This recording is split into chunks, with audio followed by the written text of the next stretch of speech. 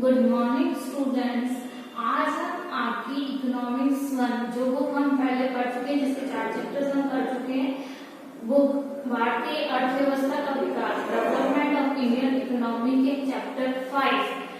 Human capital formation in India,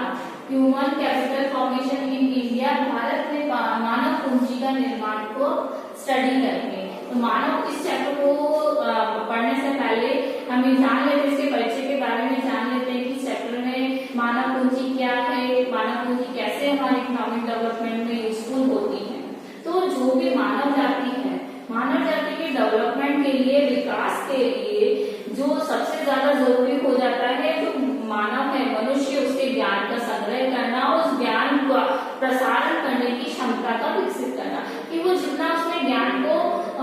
संचय किया है, कलेक्ट किया है, उसको कितना डिफाइन कर पाता है, उसको यूज करने में उसकी कैपेबिलिटी कितनी हो जाती है। क्योंकि जितने अच्छे से और किसी भी कार्य को अच्छे से करने के लिए उसमें ट्रेनिंग की जरूरत पड़ती है, प्रशिक्षण की जरूरत पड़ती है, स्किल्स की आवश्यकता होती है, और ये मनुष्य अच्छी भली भांति कर सकता है। हम ये भी जानते हैं कि जो एक एजुकेटेड पर्सन है वो अनएजुकेटेड पर्सन से ज्यादा स्किल्ड होता है। एजुकेशन का मतलब यानी कि हम बहुत सारी पढ़ाई कर रहे हैं, वो तो होता ही है किसी भी क्षेत्र में एजुकेशन, चाहे वो इंजीनियर बन रहा हो, चाहे कुकिंग फील्ड में काम कर रहा हो, हर क्षेत्र की शिक्षा में निपुण व्यक्ति की अपने जो अनएजुकेटेड व्यक्ति है, अनस्किल्ड पर्सन है, उससे बेटर होता है। और उस एजुकेटेड जो पर्सन होता है उसके इनकम को जनरेट करने के लिए, आय का सृजन करने के लिए, इकोनॉमिक ग्रोथ में डेवलपमेंट करने के लिए अपना ज्यादा से ज्यादा कॉन्ट्रीब्यूशन दे सकता है। इसके अलावा एजुकेशन जो केवल इनकम को जनरेट करने में, हमारी इकोनॉमिक ग्रोथ डेवलप करने में ही हेल्प नहीं करती, बल्कि जो उसकी सोसाइटी में पोजीशन है, समाज में जो स्थिति है, उसका सम्मान बढ़ता है, उसकी रिस्पेक्ट बढ़ती है, उसकी कैपेबिलिटी भी साथ में बढ़ती रहती है। और जो एजुकेटेड पर्सन होता है वो अपने लाइफ में चॉइसेस को अच्छे से जान पाता है, बेहतर तरीके से जान पाता है कि जो भी चॉइसेस उसकी लाइफ में आ रहे हैं, जिससे वो अचीव करके बड़ा बन सकता है, कुछ अचीव कर सकता है, इकोनॉमिक ग्रोथ में अपना कॉन्ट्रीब्यूशन दे सकता है, तो उसका चयन करने की, उसको सेलेक्ट करने की उसकी कैपेबिलिटी भी उसमें ज्यादा होती है। इसके अलावा देश के जो शिक्षा के अवसरों को वो बेहतर बनाने पर बल भी देती है। जितनी भी टेक्नोलॉजी न्यूली डेवलप हो रही है, उसको ग्रास्प करने में भी एजुकेटेड व्यक्ति के लिए इजी होता है कि नवीन प्रौद्योगिकी अपनाना है, तो जैसे ही वो नवीन प्रौद्योगिकी अपनाएगा उसका भी डेवलपमेंट होगा, साथ साथ में देश का, हमारी कंट्री का भी डेवलपमेंट होगा, और वो उसके विकास की प्रक्रिया को ज्यादा आगे ले जा सकेगा। उसकी जो व्यक्ति खुद का डेवलपमेंट करेगा, साथ साथ में जो कंट्री है उसके डेवलपमेंट में भी अपना कॉन्ट्रीब्यूशन दिखा सकता है। तो एक तरह से माना जाए कि जो भी एजुकेटेड पर्सन है वो अनएजुकेटेड पर्सन से ज्यादा, उनके पास ज्यादा अपॉर्चुनिटीज होती हैं, ज्यादा थिंकिंग पावर होती है, ज्यादा स्किल्ड होती हैं, जो कि हमारे देश के और उनके खुद के डेवलपमेंट में वो हेल्पफुल हो सकती है। तो बेसिकली ह्यूमन कैपिटल क्या हुई कि उसकी जो योग्यता है, क्षमता है, उसका उत्पादकता में यूटिलाइज करना। तो हम देखते हैं कि बेसिकली ह्यूमन कैपिटल होती क्या है, व्हाट इज ह्यूमन कैपिटल, मानव पूंजी होती क्या है। जैसे कि हम भौतिक संसाधनों की बात करें, जो फिजिकल रिसोर्सेज है उसकी बात करें, जैसे कोई भी किसान है वो भूमि का उपयोग करता है, तो उस भूमि से वो कारखाना का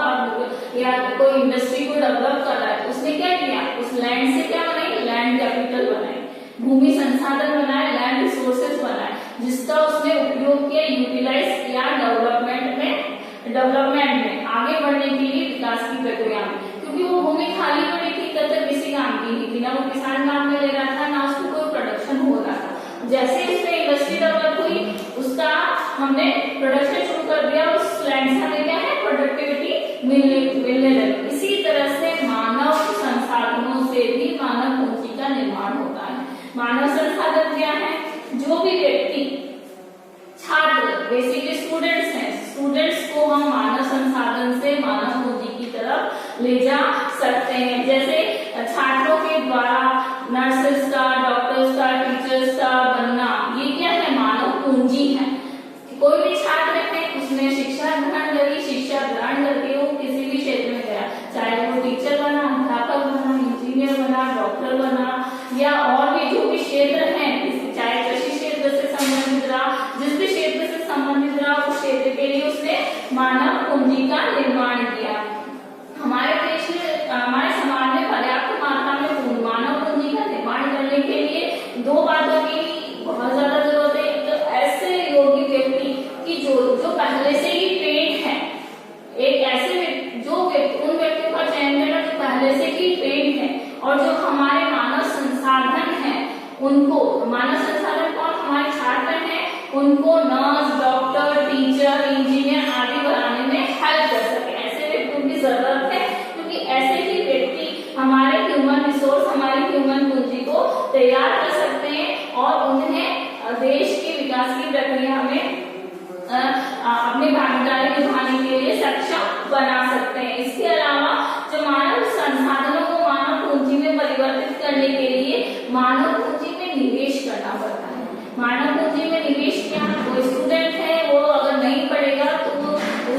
उसकी प्रोडक्टिविटी हमारे काम नहीं आएगी, वो हमारे देश के विकास की प्रक्रिया में कुछ काम नहीं कर सकेगा। लेकिन अगर हमें उसे टीचर बनाए, इंजीनियर बनाए, डॉक्टर बनाए तो वो अपनी सेवाएं आगे देश के डेवलपमेंट में दे सकता है। उसने कोई इंडस्ट्री बनाई तो वो हमारी देश की प्रोडक्टिविटी को बढ़ाने में सक्षम करता है। तो हमें सबसे पहले मानव पूंजी में निवेश करना पड़ता है, और मानव पूंजी में निवेश करने के लिए हमें जरूरी है कि हमें सही तरीकों का ज्ञान हो कि कौन व्यक्ति किस कार्य को करने में सक्षम है। अब कुछ क्वेश्चन ऐसे होते हैं जिसके द्वारा हमें जान लें कि जो मानव पूंजी है उसका बेसिक अर्थ क्या है। तो सबसे पहले हमें कुछ प्रश्न ऐसे जानने होंगे कि मानव संसाधन क्या है, what are the resources of human. मानव संसाधन क्या है, मानव पूंजी के सोर्सेज क्या है, देश की क्या ये जो सोर्सेज हैं वो देश की ग्रोथ में, डेवलपमेंट में अपना कंट्रीब्यूशन निभा सकते हैं, या क्या मानव संसाधन जो है, ह्यूमन रिसोर्सेज के निर्माण, जो ह्यूमन रिसोर्सेज का निर्माण जो हम कर रहे हैं मानव पूंजी में, क्या उसके द्वारा मनुष्य का या ह्यूमन का कंप्लीट डेवलपमेंट हो सकता है, सर्वांगीण विकास संभव हो सकता है, या मानव पूंजी के निर्माण में सरकार की क्या भूमिका हो सकती है। तो मानव पूंजी में निवेश को जानने से पहले हमें इन प्रश्नों के उत्तरों को जानना बहुत जरूरी है। अब हम देखते हैं कि what are the sources of human capital, मानव पूंजी के स्रोत कौन कौन से हैं। हम ये तो देखेंगे कि मानव पूंजी क्या है, लेकिन उसके स्रोत कौन कौन से हो सकते हैं। तो सबसे मेजर और बेसिक जो सोर्स है उसका सबसे मुख्य स्रोत है शिक्षा में निवेश, इन्वेस्टमेंट इन एजुकेशन। इसके अलावा जो अदर रिसोर्सेज है, अदर सोर्सेज है वो है हेल्थ फैसिलिटीज, स्वास्थ्य सेवाएं, ट्रेनिंग ड्यूरिंग कार्य के दौरान प्रशिक्षण हो सकता है, माइग्रेशन हो सकता है, प्रवासन जिसे हम कहते हैं, और किसी मार्केट से दूसरी इंफॉर्मेशन कलेक्ट करना। तो ये बेसिक सोर्सेज होते हैं जो ह्यूमन कैपिटल के डेवलपमेंट में अपना रोल प्ले करते हैं, भूमिका निभाते हैं। शिक्षा, हम जानते हैं कि जो शिक्षा में निवेश है, शिक्षा में निवेश एक ऐसा ही इन्वेस्टमेंट है जिसमें जो पूंजीवादी होता है, कैपिटलिस्ट होता है, वो जैसे अपनी कंपनी या फर्म में इस तरह से इन्वेस्टमेंट करता है कि उसे लॉन्ग टर्म में, दीर्घकाल में फायदा मिले, उसका दीर्घकाल में प्रॉफिट मिलता है। मतलब निवेश तो अभी क्या, लेकिन निवेश करते उसमें प्रॉफिट नहीं होता, बल्कि लॉन्ग टर्म में भविष्य में जाकर उसे प्रॉफिट होना शुरू हो जाता है। तो शिक्षा में भी इन्वेस्टमेंट ऐसा ही होता है कि शिक्षा में हम इन्वेस्टमेंट तो अभी कर रहे हैं, खर्चा तो अभी कर रहे हैं, लेकिन इससे जो बेनिफिट होता है, इससे जो लाभ होता है वो हमें फ्यूचर में जाके मिलता है। तो सबसे मेजर जो रिसोर्स है वो ह्यूमन कैपिटल का वो शिक्षा है। और ये जो शिक्षा में जो इन्वेस्टमेंट है, एजुकेशन में जो इन्वेस्टमेंट है, वो फ्यूचर में इनकम बढ़ाने का सबसे मेजर सोर्स हो सकता है। इसके अलावा हेल्थ फैसिलिटीज, स्वास्थ्य जो सेवाएं हैं, जो हमारा दूसरा रिसोर्स है, दूसरा जो स्रोत है, वो कैसे, हम ये सब जानते हैं कि बीमार व्यक्ति ज्यादा कैपेबिलिटी के साथ काम कर सकता है, क्या एक हेल्दी व्यक्ति, स्वस्थ व्यक्ति ज्यादा कैपेबिलिटी के साथ काम कर सकता है। तो ऑब्वियसली बात है, हेल्दी व्यक्ति कर पाएगा किसी काम को अच्छे से, बीमार व्यक्ति तो किसी भी काम को अच्छे से कर नहीं पाएगा, उसकी प्रोडक्टिविटी भी कम होगी क्योंकि स्वस्थ ही नहीं है, तो काम को कैसे करेगा। जबकि हेल्दी व्यक्ति जो है वो प्रॉपर्ली काम को कर भी पाएगा और वो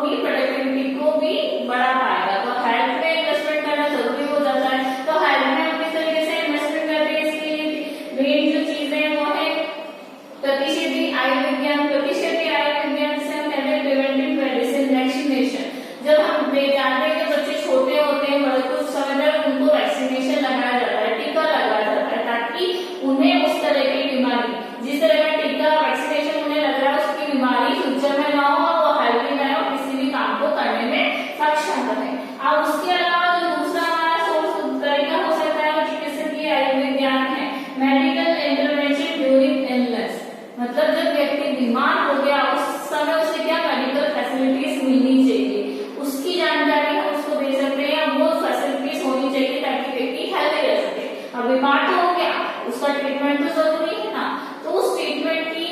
के लिए ये जो गवर्नमेंट को उसको वर्क करती है ताकि व्यक्ति जल्दी से जल्दी हेल्दी हो और उसकी प्रोडक्टिविटी इंक्रीज हो। और जो थर्ड जो तरीका है वो है सामाजिक आयुर्विज्ञान, सोशल मेडिसिन। अब सोशल मेडिसिन कैसे,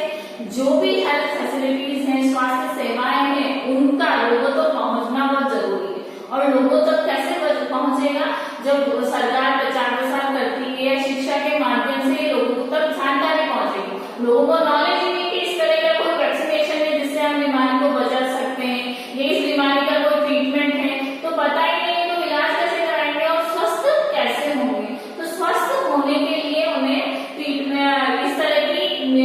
नॉलेज की जरूरत होती है जो कि जिसे हम सोशल मेडिसिन के नाम से जानते हैं। अब ये तो हमारे हो गया हेल्थ में इन्वेस्टमेंट, और हेल्थ में जो इन्वेस्टमेंट होता है वो डायरेक्टली इफेक्ट करता है जो लेबर है उसकी प्रोडक्टिविटी को, जो श्रम शक्ति है उसकी उत्पादकता को ज्यादा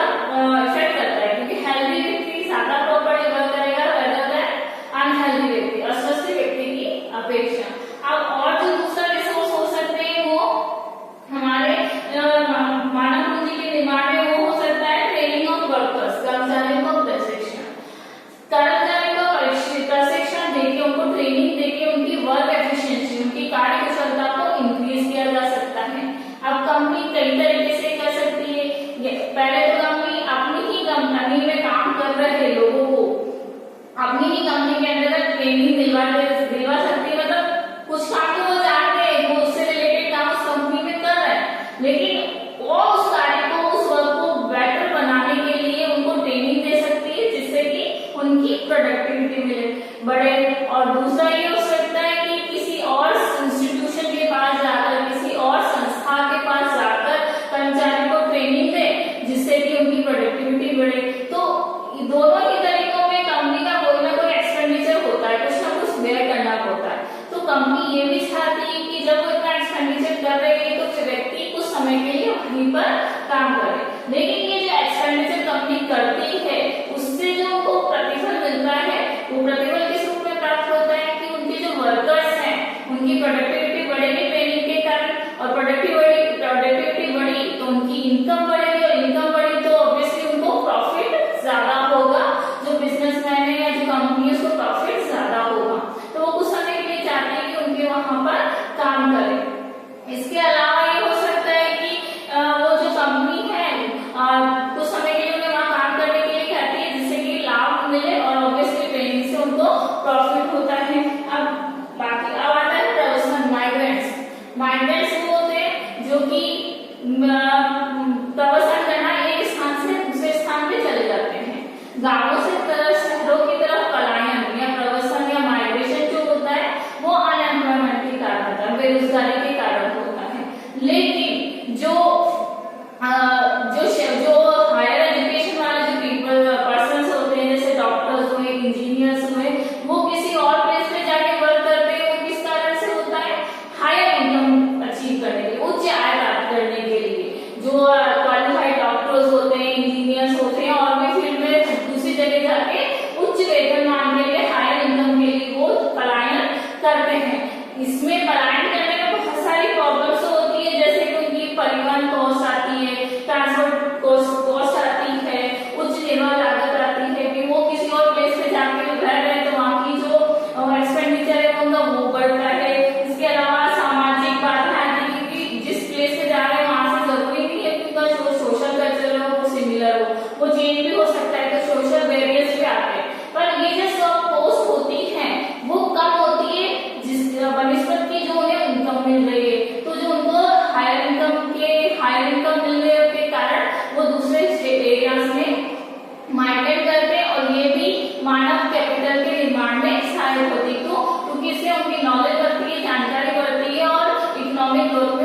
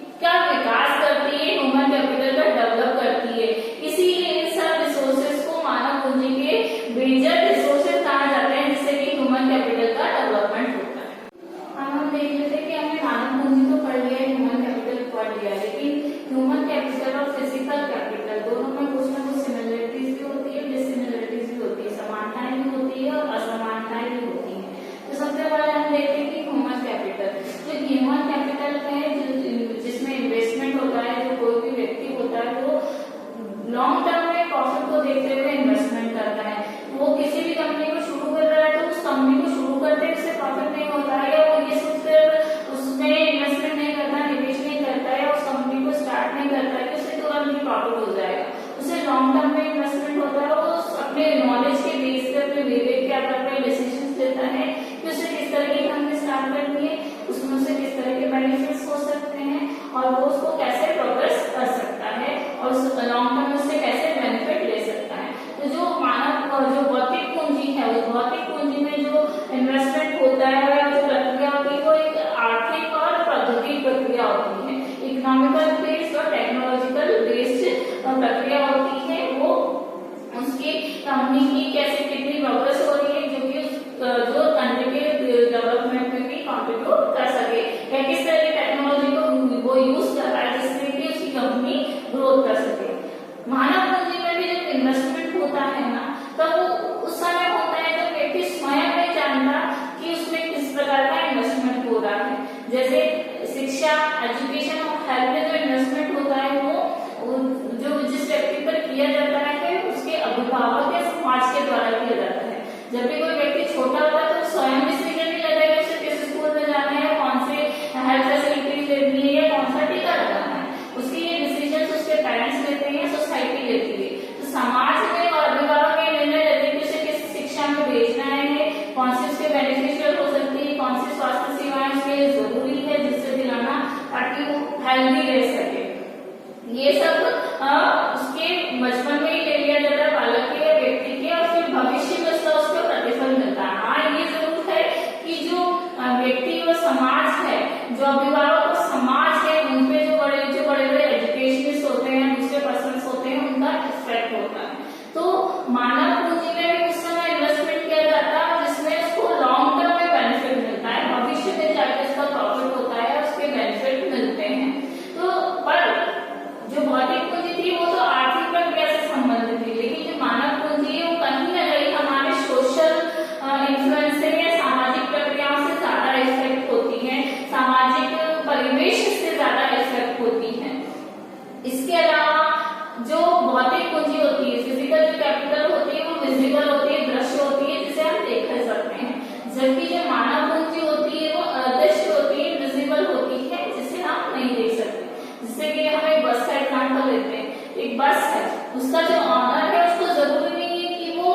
प्रत्यक्ष रूप से वहां पर हाजिर हो, लेकिन उस बस को चलाने वाला जो ड्राइवर है उसे वहां पे प्रत्यक्ष रूप से हाजिर होना है, उपस्थित होना जरूरी होगा, अन्यथा वो बस को चलाएगा कैसे। तो भौतिक पूंजी में ये होता है कि भौतिक पूंजी के स्वामी का उस जगह पर होना जरूरी नहीं है। चाहे जैसे कोई कंपनी है तो जरूरी नहीं है कि उस कंपनी के मालिक को वहां हो, लेकिन जो उस कंपनी के जो वर्कर्स है, जो अपनी सेवाएं दे रहे हैं, उन्हें वहां पे उपस्थित होना जरूरी हो जाता है। तो जो भौतिक पूंजी बस तो विजिबल हो गई, लेकिन जो मानवीय पूंजी है इनविजिबल होती है। जो ड्राइवर है, जो बस का चालक था, उसकी कैपेबिलिटी उसके माइंड में होती है, उसके शरीर के अंदर होती है, तो उसे दृश्य नहीं किया जा सकता है या वो विजिबल नहीं होती। भौतिक पूंजी को हम बेच सकते हैं या उसका हम सेल कर सकते हैं, परचेज कर सकते हैं, लेकिन मानव पूंजी जो है, ह्यूमन कैपिटल है, उसे हम सेल नहीं करते, उसकी सेवाओं को सेल करते हैं, उसकी सर्विसेज को सेल करते हैं। जैसे कोई डॉक्टर है, इंजीनियर है, खुद बेचते नहीं है, लेकिन उसके बदले जो वो सर्विसेज प्रोवाइड करते हैं उसका उनको इनकम होती है। तो जो भौतिक पूंजी उन्हें निर्बाध बेचा जा सकता है, लेकिन मानवीय पूंजी को हम बेचते नहीं है, उसकी सेवाओं का लागतें होती है जिसका हम पे करते हैं। इसके अलावा जो भौतिक पूंजी होती है उनमें गतिशीलता, मोबिलिटी जिसे कहते हैं, उनमें डिफरेंस होता है। भौतिक पूंजी कुछ है, भौतिक पूंजी जैसे हम लैंड की बात कर रहे हैं उसे छोड़ के बाकी मोस्टली जो फिजिकल कैपिटल होती है उसे हम ट्रांसपोर्ट कर सकते हैं, वो गतिशील होते हैं, उनका आयात कर सकते हैं, निर्यात कर सकते हैं। लेकिन मानवीय पूंजी जो ह्यूमन कैपिटल है वो इतना इजीली गतिशील नहीं होती है, उनके जो सोशल कल्चर है, सोशल बाउंडेशन है, सोशल एनवायरनमेंट है, वो से अफेक्ट करते हैं। तो जो ह्यूमन कैपिटल होती है वो इजीली मोबिलेबल नहीं होती, गतिशील नहीं होती है। तो जो मानवीय वो भौतिक पूंजी है वो आर्थिक विकास की प्रक्रिया में ज्यादा सहायक होती है, जबकि मानवीय पूंजी उसको उस विकास की प्रक्रिया को बढ़ाने में सहायक होती है, समाज के विकास में सहायक होती है। भौतिक पूंजी से व्यक्ति के स्वयं का लाभ ज्यादा होता है। जैसे भौतिक पूंजी से जो भी इनकम होगी, किसी कंपनी में जो भी इनकम होगी, वो डायरेक्टली उसके ऑनर को मिलेगी और फिर वो अपने वर्कर्स को सैलरी देगा। लेकिन जो मानवीय पूंजी ह्यूमन कैपिटल है, उससे व्यक्ति को तो फायदा होता ही होता है, सोसाइटी को भी फायदा होता है। जैसे डॉक्टर्स ने अपनी सर्विसेज दी, उससे उसको बेनिफिट मिला, उसको इनकम मिली, लेकिन उसकी सर्विसेज की वजह से कोई व्यक्ति ठीक हो गया, स्वस्थ हो गया, तो वो आगे अपनी इकोनॉमिक ग्रोथ में अपना कॉन्ट्रीब्यूशन दे सकता है। तो फिजिकल कैपिटल और ह्यूमन कैपिटल दोनों ही इकोनॉमिक ग्रोथ के लिए बहुत जरूरी होते हैं। लेकिन फिजिकल कैपिटल हमारी आर्थिक प्रक्रिया में डायरेक्टली सहायक होती है, जबकि जो मानवीय पूंजी है कहीं ना कहीं अप्रत्यक्ष रूप से भी उसको व्यक्ति को या समाज को या सोसाइटी को और देश को प्रभावित करती है। अब हम देखें कि जो ह्यूमन कैपिटल है और इकोनॉमिक ग्रोथ है, उनका आपस में क्या रिलेशन है या कैसे वो इफेक्ट करती है। तो हम सभी जानते हैं कि जैसे इकोनॉमिक ग्रोथ में, आर्थिक समृद्धि में कारखाने में काम करने वाले व्यक्ति का कंट्रीब्यूशन ज्यादा होगा, एक शिक्षित व्यक्ति का, डॉक्टर्स का, इंजीनियर्स का ज्यादा कंट्रीब्यूशन होगा, या जो बड़े बड़े फील्ड में जो वर्क करते हैं उन लोगों का ज्यादा कंट्रीब्यूशन होगा। तो ऑब्वियस सी बात है कि जो व्यक्ति कारखाने में काम कर रहा है उसकी इनकम कम है, और उसकी इनकम कम है तो उसका इकोनॉमी में कंट्रीब्यूशन भी कम है। लेकिन जो व्यक्ति जो शिक्षित है, उनकी इनकम भी अधिक है, तो उनका कंट्रीब्यूशन क्या है, आर्थिक विकास की प्रक्रिया में उनका कंट्रीब्यूशन भी ज्यादा है। तो एक शिक्षित व्यक्ति अशिक्षित व्यक्ति की अपेक्षा ज्यादा कंट्रीब्यूशन कर सकता है इकोनॉमी के डेवलपमेंट में, इकोनॉमी की ग्रोथ में। और हम सब जानते हैं इकोनॉमिक ग्रोथ क्या होती है, हम प्रीवियस चैप्टर्स में भी पढ़ चुके हैं कि इकोनॉमिक ग्रोथ जो होती है वो किसी भी कंट्री की नेशनल इनकम से डिफाइन होती है, कि जितनी ज्यादा नेशनल इनकम होगी उतनी ही ज्यादा प्रति व्यक्ति आय होगी, और जितनी ज्यादा प्रति व्यक्ति आय होगी उतनी ही उस कंट्री की इकोनॉमिक ग्रोथ होती है। तो ऑब्वियसली बात है, शिक्षित व्यक्ति अशिक्षित व्यक्ति की अपेक्षा ज्यादा हमारे आर्थिक समृद्धि में, इकोनॉमिक ग्रोथ में कंट्रीब्यूशन कर सकता है। और स्वास्थ्य सेवाएं भी इकोनॉमिक उसी के साथ इफेक्ट करती है कि व्यक्ति जितना ज्यादा हेल्दी होगा, स्वस्थ होगा, उसकी प्रोडक्टिविटी उतनी ही ज्यादा होगी बनस्पत की अनहेल्दी पर्सन की, अस्वस्थ व्यक्ति की। तो स्वस्थ व्यक्ति ज्यादा हेल्पफुल रहता है प्रोडक्टिविटी को इंक्रीज करने में बनस्पत की अनहेल्दी पर्सन के। इसके अलावा हम ये देखते हैं कि किसी जो आर्थिक समृद्धि और मानव पूंजी है आपस में एक दूसरे को काफी इफेक्ट करते हैं। अगर ह्यूमन कैपिटल में हम अच्छे से इन्वेस्टमेंट करेंगे, निवेश करेंगे, तो आगे चलकर हमारे देश की इकोनॉमिक ग्रोथ में अच्छे से प्रॉपर्ली अपना कंट्रीब्यूशन दे पाएगी। जो मानव की जो प्रोडक्टिविटी है, मानव श्रम की जो उत्पादकता है, वो सीधे आर्थिक विकास की प्रक्रिया को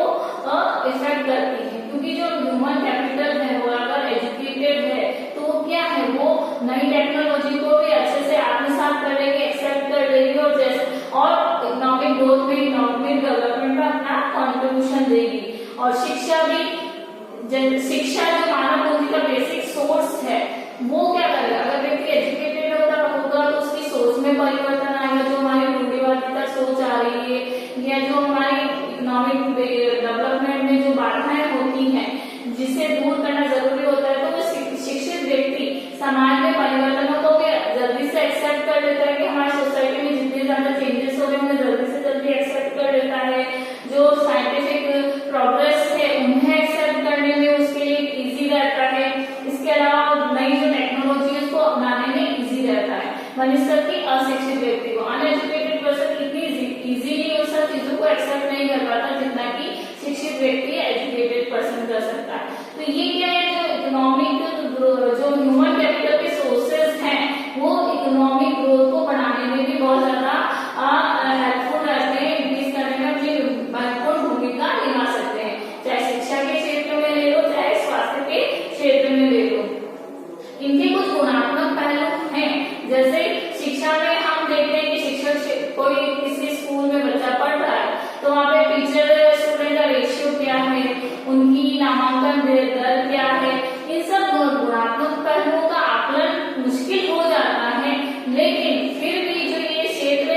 इकोनॉमिक ग्रोथ में अपना कॉन्ट्रीब्यूशन निभाते हैं। और शिक्षा के क्षेत्र में भी हमको ये जानना बहुत कठिन हो जाता है कि किसी भी व्यक्ति की जीवन प्रत्याशा कितनी है, लाइफ एक्सपेक्टेंसी कितनी है, कि वो कितना जी सकता है, ग्रोथ रेट, इनका रियल कैलकुलेशन तो हमारे लिए थोड़ा मुश्किल होता है, लेकिन इनका आकलन मुश्किल होता है, लेकिन फिर भी स्वास्थ्य सेवाएं देश की इकोनॉमिक ग्रोथ में बहुत ज्यादा हेल्पफुल रहती है। अब हम है ना,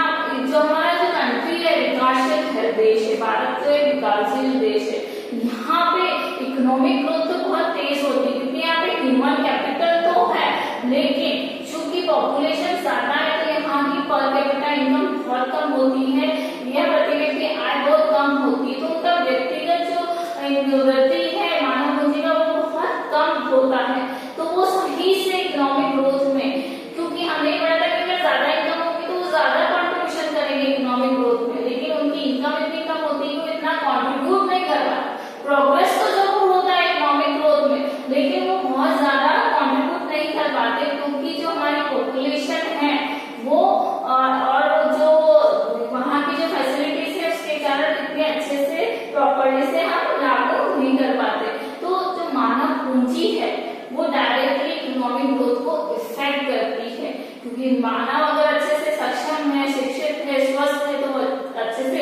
इकोनॉमिक ग्रोथ में अपनी हेल्प देगा, वो अच्छे से प्रोडक्टिविटी से इंक्रीज होगी, अच्छे से वो नॉलेज को ग्रास्प करेगा, नई टेक्नोलॉजी को अपनाएगा, तो देश के ग्रोथ या देश की समृद्धि अपने आप होती जाएगी। लेकिन अशिक्षित है तो वो नहीं कर पाएगा, इसी तरह से स्वस्थ है तो कर पाएगा और स्वस्थ नहीं है तो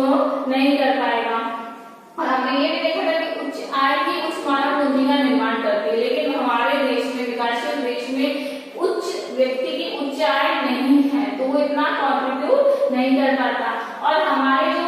इंडियन इकोनॉमिक सिस्टम था, जो स्वतंत्रता प्राप्ति के बाद हमारे 5 ईयर प्लान अपनाए गए थे, भारत ने इस चीज को पहले ही पहचान लिया था कि ह्यूमन कैपिटल इकोनॉमिक डेवलपमेंट में बहुत बड़ा कॉन्ट्रीब्यूशन निभा सकती है। तो हमारे 7th जो पंचवर्षीय योजना थी, 7th 5 ईयर प्लान था, उसमें भी कहा था कि अगर देश में इकोनॉमिक ग्रोथ करना है, इकोनॉमिक डेवलपमेंट करना है, तो ह्यूमन कैपिटल में इन्वेस्टमेंट करना होगा, मानव पूंजी में निवेश करना होगा। और मानव पूंजी में हम निवेश कैसे कर सकते हैं, हमने पढ़ा है, शिक्षा के क्षेत्र में निवेश कर सकते हैं, स्वास्थ्य सेवाओं के क्षेत्र में निवेश कर सकते हैं, उन्हें ट्रेनिंग दे सकते हैं, उनकी एफिशिएंसी को बढ़ा सकते हैं। और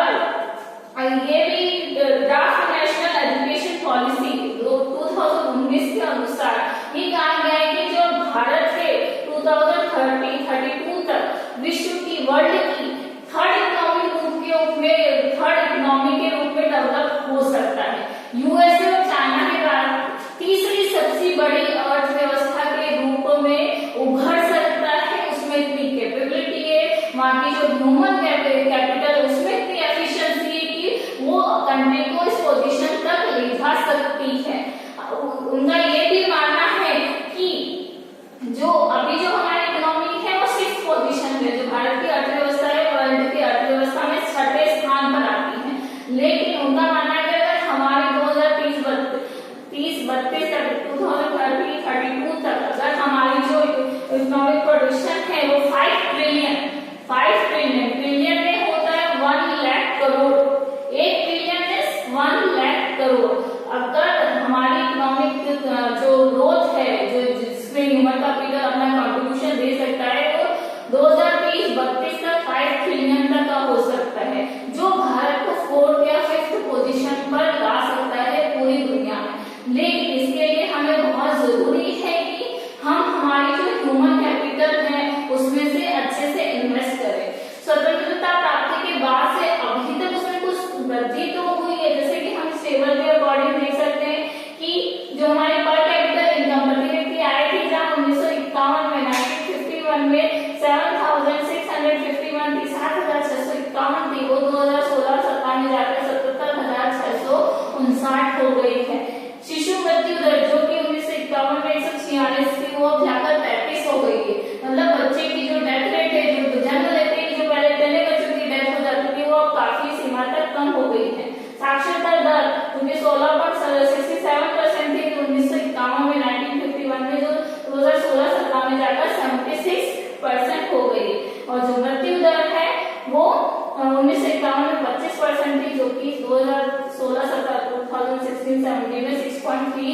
हो गई। तो हमारी जो ह्यूमन कैपिटल है वो इकोनॉमिक ग्रोथ में अपना